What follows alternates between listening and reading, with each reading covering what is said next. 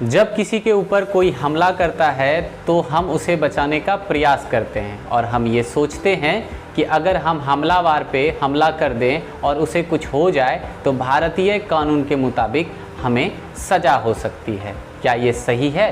इन्हीं सब के विषय में आज जानेंगे कि क्या कोई व्यक्ति दूसरों की प्राण रक्षा के लिए हमलावर को मार सकता है या घायल कर सकता है। हेलो फ्रेंड, मेरा नाम है निशांत और आप देख रहे हैं लीगल लीजेंड्स। तो चलिए शुरू करते हैं।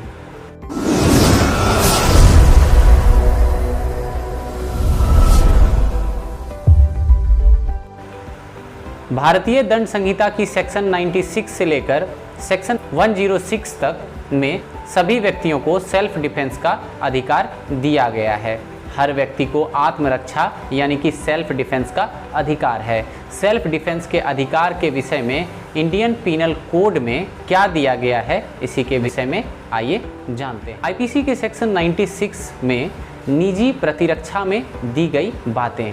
आईपीसी के सेक्शन 97 शरीर तथा संपत्ति पर निजी प्रतिरक्षा का अधिकार। ये आईपीसी के सेक्शन 98 में ऐसे व्यक्ति का कार्य के विरुद्ध किसी प्रतिरक्षा का अधिकार जो विकृत ख्याति आदि हो। आईपीसी के सेक्शन 99 कार्य जिनके विरुद्ध किसी प्रतिरक्षा का कोई अधिकार नहीं है, इस अधिकार के प्रयोग का विस्तार। आईपीसी के सेक्शन 100 शरीर की किसी प्रतिरक्षा के अधिकार का विस्तार मृत्यु कारित करने पर कब होता है। आईपीसी के 101 कब ऐसे अधिकार का विस्तार मृत्यु से भिन्न कोई आपहानि कारित करने तक होता है। आईपीसी के सेक्शन 102 शरीर में निजी प्रतिरक्षा का अधिकार का प्रारंभ और बने रहना। आईपीसी के सेक्शन 103 कब संपत्ति की निजी प्रतिरक्षा के अधिकार का विस्तार मृत्यु कारित करने तक होता है। आईपीसी के सेक्शन 104 ऐसे अधिकार का विस्तार मृत्यु से भिन्न कोई अपहानि कारित करने तक कब होता है। आईपीसी के सेक्शन 105 संपत्ति की निजी प्रतिरक्षा के अधिकार का प्रारंभ और बने रहना। आईपीसी के 106 घातक हमले के विरुद्ध निजी प्रतिरक्षा के अधिकार जबकि निर्दोष व्यक्ति को अपहानि करने की जोखिम है। हर व्यक्ति को आत्मरक्षा या निजी रक्षा का अधिकार है। भारतीय दंड संहिता की धारा 96 से लेकर 106 तक की धारा में सभी व्यक्ति को आत्मरक्षा का अधिकार दिया गया है। व्यक्ति स्वयं की रक्षा किसी भी हमले या अंकुश या स्वयं की संपत्ति की चोरी, डकैती, शरारत या आपराधिक अत्याचार के खिलाफ कर सकता है। आत्मरक्षा का अधिकार के सिद्धांत के बारे में। आत्मरक्षा का अधिकार रक्षा या आत्म सुरक्षा का अधिकार है। इसका मतलब प्रतिरोध या सजा नहीं है। आत्मरक्षा के दौरान हमलावर को चोट उसे रोकने के लिए जितनी जरूरी हो उतनी ही दी जा सकती है, उससे ज़्यादा नहीं होनी चाहिए। ये अधिकार सिर्फ तभी तक ही उपलब्ध है जब तक कि शरीर अथवा संपत्ति को खतरे की उचित आशंका हो या जबकि खतरा सामने हो या होने वाला हो। आत्मरक्षा को साबित करने की जिम्मेदारी अभियुक्त की होती है। आपराधिक मुकदमों की अभियुक्त को आत्मरक्षा के अधिकार के लिए निवेदन करना चाहिए। ये जिम्मेदारी अभियुक्त की होती है कि वह तथ्यों व परिस्थितियों के द्वारा ये साबित करे कि उनका काम आत्मरक्षा के लिए किया गया है। आत्मरक्षा के अधिकार का प्रश्न केवल अभियोग द्वारा तथ्यों व परिस्थितियों को साबित करने के बाद ही उठाया जा सकता है। यदि अभियुक्ति आत्मरक्षा के अधिकार की गुहार नहीं कर पाता है तब भी न्यायालय को ये अधिकार है कि अगर उसे उचित सबूत मिले तो वह उस बात पर गौर करे। यदि उपलब्ध साक्ष्यों में से न्याय संगत लगे तब ये निवेदन सर्वप्रथम अपील में भी उठाया जा सकता है। अभियुक्त पर घाव के निशान आत्मरक्षा के दावे को साबित करने के लिए मददगार साबित हो सकते हैं। आत्मरक्षा का अधिकार कब प्राप्त नहीं होता है? यदि लोक सेवक या सरकारी कर्मचारी कोई कार्य करता है जिससे मृत्यु या नुकसान की आशंका युक्ति युक्त रूप से नहीं होती है और वह सद्भावनापूर्वक अपने पद पर काम करता है।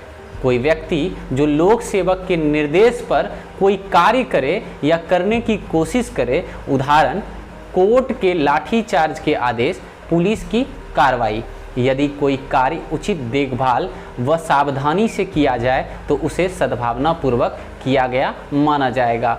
ऐसे समय में जब सुरक्षा के लिए उचित प्राधिकारों की सहायता प्राप्त करने के लिए समय हो, स्वयं या संपत्ति की रक्षा के लिए उतने ही बल प्रयोग का अधिकार है जितना स्वयं की रक्षा के लिए जरूरी हो।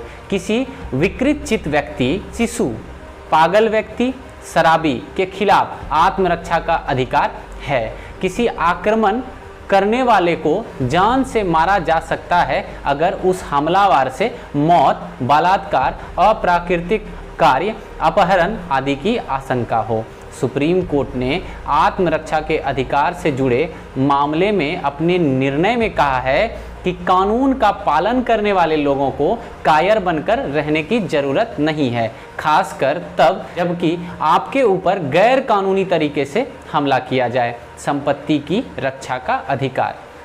संपत्ति के वास्तविक मालिक को अपना कब्जा बनाए रखने का अधिकार है। संपत्ति का जबरदस्ती कब्जा बनाए रखने वाला व्यक्ति कब्जे को बनाए रखने की प्रार्थना नहीं कर सकता है। कोई बाहरी व्यक्ति अचानक खाली पड़ी जमीन पर कब्जा करके वास्तविक मालिक को बेदखल नहीं कर सकता है। जमीन के वास्तविक मालिक को अधिकार है कि वो कानूनी तरीके से बाहरी व्यक्ति को अपनी जमीन में न घुसने दे। बाहरी व्यक्ति को शारीरिक हमले से आत्मरक्षा का अधिकार तभी होगा जब वो संपत्ति का यह अधिकार लंबे समय से इस्तेमाल कर रहा हो।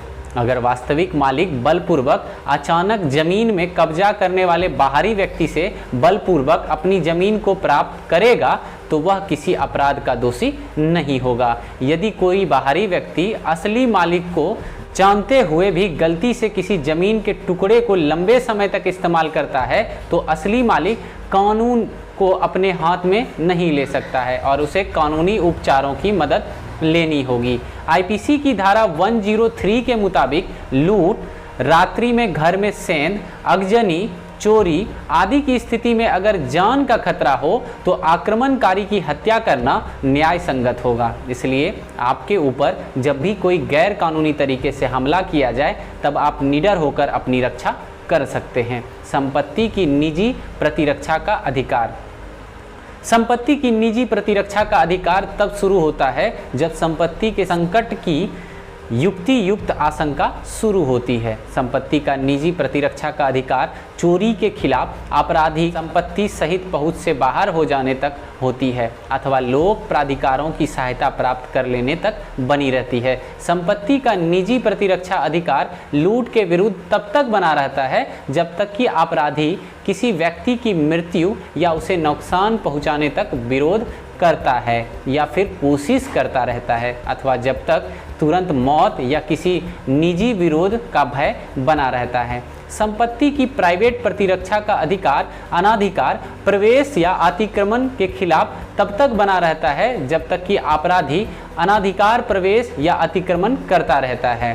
संपत्ति का निजी प्रतिरक्षा का अधिकार रात में घर में सेंध लगाने के खिलाफ तब तक बना रहता है जब तक सेंध से शुरू हुआ गृह में अनाधिकार प्रवेश या अतिक्रमण जारी रहता है। सो फ्रेंड, आज इस वीडियो के माध्यम से जाना सेल्फ डिफेंस के बारे में और जाना सेल्फ डिफेंस से रिलेटेड इंडियन पीनल कोड के बारे में क्या क्या इन्फॉर्मेशन दी गई है। उम्मीद है आपको ये वीडियो अच्छा लगा होगा। अगर वीडियो अच्छा लगा तो लाइक करें, अपने दोस्तों के साथ शेयर करें। भविष्य में ऐसे ही इन्फॉर्मेटिव लीगल वीडियोस देखने के लिए हमारे चैनल लीगल लीजेंड्स को सब्सक्राइब करें और अगर मन में कोई सवाल व सुझाव हो तो नीचे कमेंट बॉक्स में कमेंट करें।